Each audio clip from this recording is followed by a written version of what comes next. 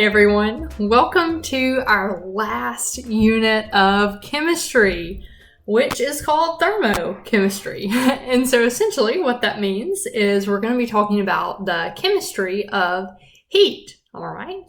And so today what we're going to look at is we're going to try to get a good definition of what temperature actually is, and then we're going to try to be able to distinguish or differentiate between temperature and heat. And so typically, I love teaching this lesson because we get to start off with a really fun activity in the classroom that has to do with comparing plastic and metal. And so typically what I do is I walk around the class and I have a big plastic tray and I have a big metal tray. And I reach them out or hold them out to you guys and ask you to put your hands on them and tell me which one is colder, okay? And so most people, when I go around and do this to the class, you say, whoa, the metal tray is colder than the plastic tray. And I say, okay, let's do another experiment to kind of check and make sure that that's correct. So what I then do is I give kind of each table 2 spoons. 1 spoon is plastic and 1 spoon is metal. And so then what I do is I give you a piece of ice to put in each spoon. And then I ask you to take the spoon and hold it in your hand. Now, before you actually pick up the spoon, I ask you to make a prediction. And I say, okay, you just told me that the metal spoon is colder. So shouldn't it take longer for the ice to melt in the colder metal spoon? All right. And normally that's what kind of most people will say. And so what you do is you pick up, the spoons, and you hold them in your hands, and it's crazy. The ice in the metal spoon melts so much faster than the ice in the plastic spoon. And you say, wait a minute, I thought we said the metal spoon was colder, all right? And so here's the catch. The metal tray and the plastic tray were actually at the same temperature, and that's because they had been sitting in the classroom since early in the morning. And so they had both accustomed to kind of room temperature, around maybe 70 degrees Fahrenheit, let's say, okay? But here's the catch. When you reached out your hand to touch the tray, you were at a higher temperature than the tray was. For example, our body temperature is around 98.6 degrees Fahrenheit, while the tray was only around 70 degrees. So because of this temperature difference, part of your energy in the form of heat was kind of lost or transferred from you to the spoon to melt the ice. Now what happens here is, as to why the spoon felt colder than the plastic, is the spoon is a good conductor since it's metal. It not only conducts electricity, but also heat. And so while you were transferring your energy to both the plastic and the metal, you are just transferring it faster to the metal since it conducts the heat away from you at a greater rate. And so we're starting to see that there's a difference between heat, kind of temperature, and conductivity. And so the next thing I like to do is kind of show you a little video of where there's a scientist who kind of went to a festival, and he took a book, which is paper, and a hard drive, which is metal, and he takes it around to kind of different people and does the same experiment as I did with you guys, kind of on them at the festival. And so I'm going to pull up that video and let us watch just a couple minutes of it, and then we'll get back in with the rest of the notes.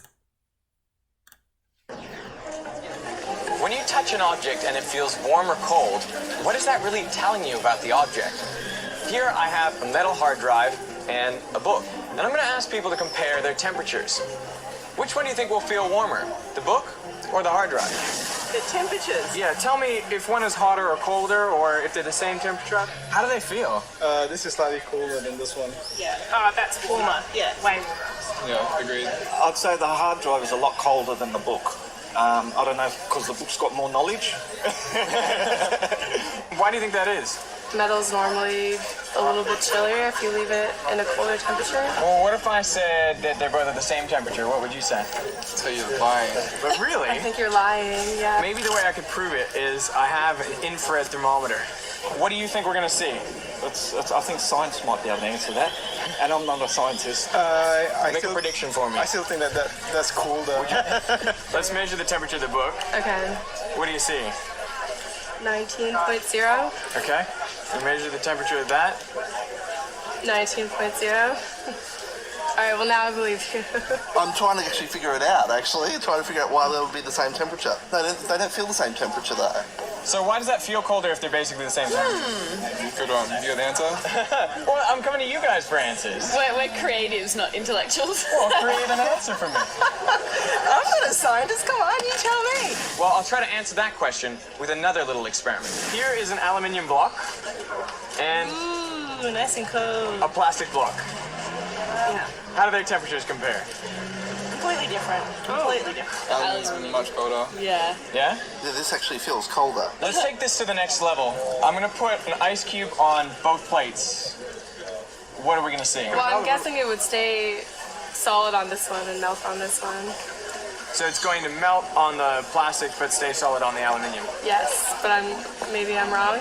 That one will melt more quickly than on the aluminium block. You would think so, thinking they're colder. Yeah, because it's cold. Let's And I actually. think they're going to go the same. All right, so we put an ice cube on each of those blocks. Wow. What are you seeing? Well, it is melting a lot quicker on the aluminium. Melting quicker than that one. Even though this is aluminium, that's plastic. So which one felt colder? That This one, one. How does that make any sense? I have no idea, you know. Could aluminium be bad for the environment? How would aluminium be bad for the environment? Well, it's thawing out the ice a lot quicker, isn't it? So you want the answer? Yes, please, please. It's about thermal conductivity, right? The rate at which heat is transferred from one object to another. So when you felt these blocks originally, I know this one felt a lot colder. Yeah. But you know from the other example we did that they must both be at the same temperature. True. Because they've both been outside for a while. We see that the aluminium block is melting the ice faster than the plastic block because it's conducting the heat to the ice cube faster. Okay. With the plastic block, it's a worse thermal conductor, so heat is being transferred less quickly to this ice block, and so it's staying ice. Okay. I believe you. Make sense? Yes, definitely. You know, in our first example, the hard drive felt colder even though it was at the same temperature roughly as the book. And that's because the aluminium conducts heat away from your hand faster than the book conducts heat away from your hand, Sure, that seems logical. which makes the hard drive feel colder Colder, yeah. and the book feel warmer. Yes. So when you touch something, you don't actually feel temperature. You feel the rate at which heat is conducted either towards or away from you. Think about this next time you hop out of the shower in winter. It's much nicer to stand on the bath mat than on the tile beside it. Not because the bath mat is warmer, but because it conducts heat less quickly away from you.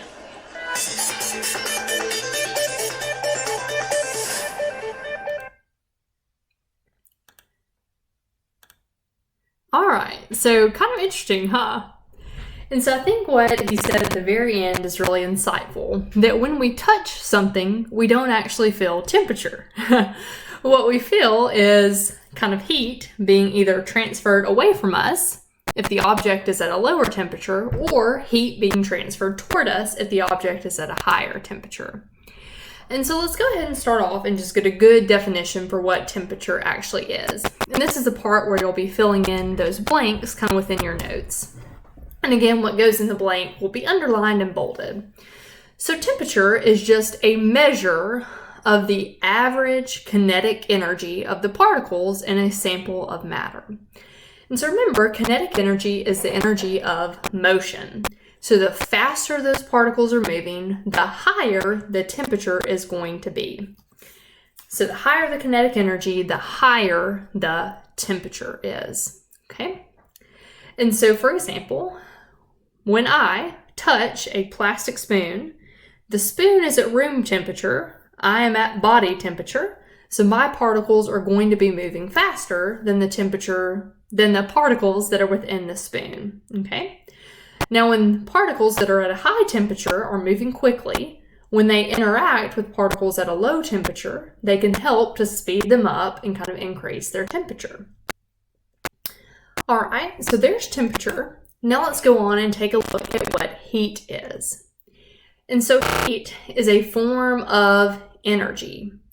And specifically, it's energy that is transferred between samples of matter because of a difference in their temperatures, okay?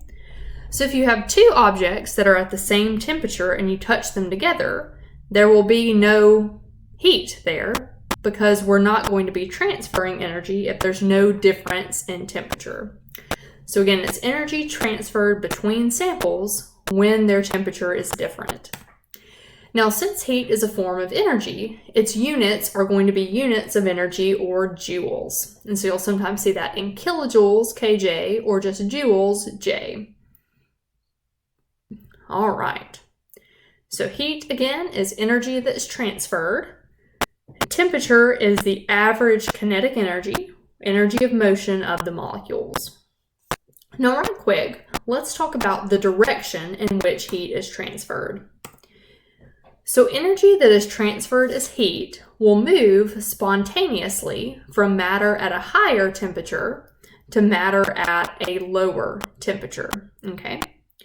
So for example, I'll come back to this slide in a second, but in this example of the warm coffee mug in the person's hands, the coffee mug, let's pretend you've boiled the water, so that's maybe like 212 degrees Fahrenheit, and your hands more like 98.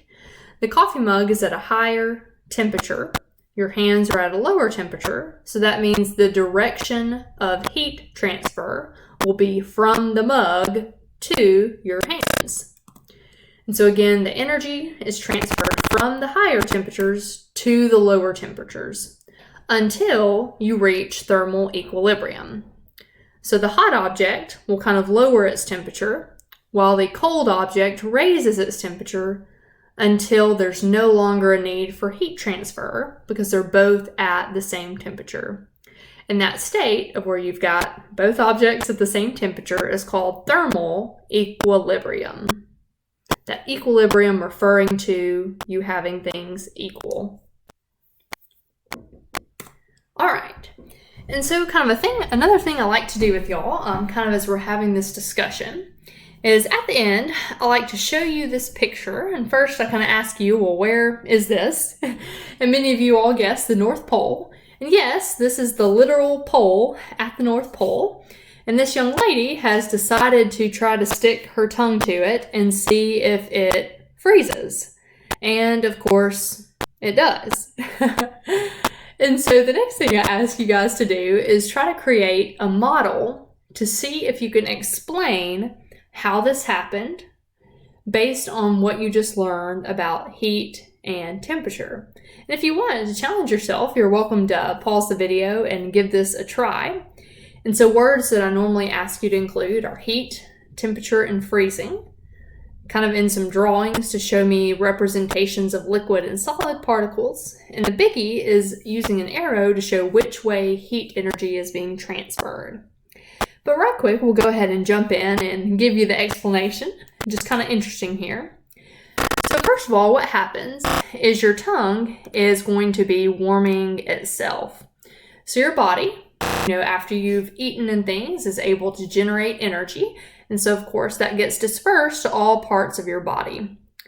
Now, when your tongue touches the pole, there's going to be thermal energy transferred from your warm tongue to the cold pole. All right, so we have that transfer of heat. Here's our arrow.